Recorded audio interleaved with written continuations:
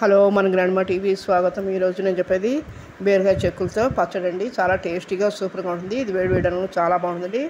మరి బీరకాయ చెక్కులు 1 కిలో బీరకాయలు తెచ్చారని చెప్పి కొంత వాడారు. కూరకు వాడగా మిగిలిన ఈ చెక్కులను తీసి లేత బీరకాయలు పక్కన ఉంచాను. అందులో 1 పావు కిలో బీరకాయ కూడా వేసానండి. అలాగే 2 ఎండుమిర్చి, మినపప్పు, ఆవాలు, శనగపప్పు, మెంతులు అండి. దీనికి కావాల్సిన ఇంగువ, చింతపండు, అలాగే 4 టమాటాలు, 5-6 పచ్చిమిరకాయలు, ఈ బీరకాయ ముక్క చెక్కునండి. ఇవి రెడీగా కడిగి శుభ్రం చేసుకుని రెడీ తరిగి ఉంచుకోవాలి. నూనె వేసుకుని దాంట్లోనే ఈ తాలింపు దినుసులు అన్నీ వేయించుకోవాలి. వేయించిన ఇంగువ వేసుకుని పక్కకి ఒక బౌల్ తీసుకోవాలి.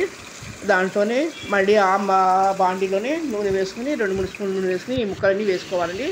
వేసుకుని మనం ఈ చెక్కులు కూడా పైన వేసేసుకుని రుచికి సరిపడా ఉప్పు, పసుపు వేసుకోవాలండి. వేసుకుని మిక్సీ అది మనం నీడపడి మూత పెట్టి బాగా మగ్గనివ్వాలి. బాగా మగ్గి అడిగి పైకి కలిపిన తర్వాత దాంట్లోనే మనకు కొద్దిగా చింతపండు వేసి 1-2 నిమిషాలు పొయ్యి మీద ఉంచేయాలి. మొత్తం అంతా ఆ తడికి ఆ చింతపండు నానిపోయి ఉంటుందండి. దీన్ని బాగా చల్లారనివ్వాలి, పక్కన పెట్టాలి.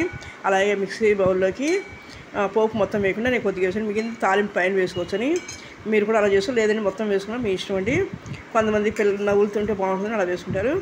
ఇది మిక్సీ పట్టేటప్పుడు ఇవన్నీ వేసేసి మిక్సీలో చల్లారి మొత్తం ఇవన్నీ వేసేసి ఆ పోపు అడుగున ఉంటుంది, పైన ఇవన్నీ వేసి కొత్తిమీర కూడా వేసి కచ్చాపచ్చిగా కావాలంటే 2-3 సార్లు ఆపేపి తిప్పితే కచ్చాపచ్చిగా ఉంటుంది. లేదు మెత్తగా కావాలంటే మామూలుగా తిప్పుకోవచ్చు అండి, మిక్సీ పట్టుకోవచ్చు.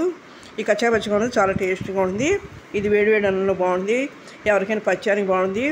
ఇది అన్నం కూడా తినబుద్ధి అవుతుంది, ఎందుకంటే నోరు ఈతో లేనప్పుడు ఇలాంటి పచ్చడి చేస్తున్నా కూడా చాలా చాలా టేస్టీగా ఉంటుందండి. ఇది ఎలా ఉందో లైక్ చేయండి, షేర్ చేయండి, సబ్స్క్రైబ్ చేయండి. మరిన్ని మంచి వీడియో కోసం మీరు కామెంట్ చేస్తే మంచి వీడియోలు పెట్టడానికి అవకాశం ఉంటుందండి. ఈ పచ్చడి చాలా సులభం, ఎందుకంటే ఏది వేస్ట్ చేయకుండా చేసే పద్ధతిని ఇలా చేశానండి. ఓకే అండి.